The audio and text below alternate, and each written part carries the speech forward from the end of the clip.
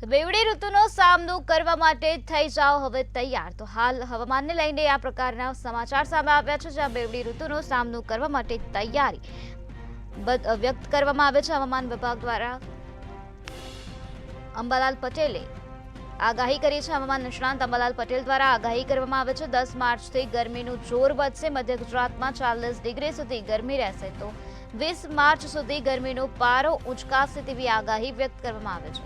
તો બેવડી ઋતુનો સામનો કરવા માટે તૈયાર થઈ જજો, કારણ કે હવામાન નિષ્ણાંત અંબાલાલ પટેલ દ્વારા હવામાનને લઈને આગાહી વ્યક્ત કરવામાં આવે છે। 10 માર્ચથી ગરમીનું જોર વધી શકે છે, તો 20 માર્ચ સુધી ગરમીનો પારો ઉંચકાશે। મધ્ય ગુજરાતમાં 40 ડિગ્રી સુધી ગરમી રહેશે।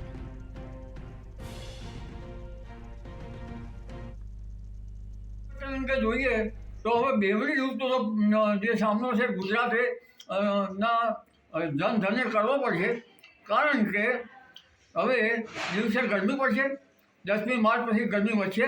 મધ્ય ગુજરાતના કેટલાક ભાગોમાં તો ગરમી 38, 39, 40 ડિગ્રી જેવી શક્યતા રહેશે, અને 20મી માર્ચ આવતા તો ગરમીનો પારો ઊંચો ચડશે।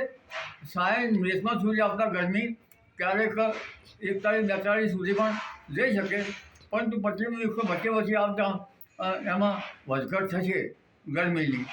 પરંતુ તે પૂર્વે આપણે જોઈએ તો લગભગ 25મી વિક્ષોભ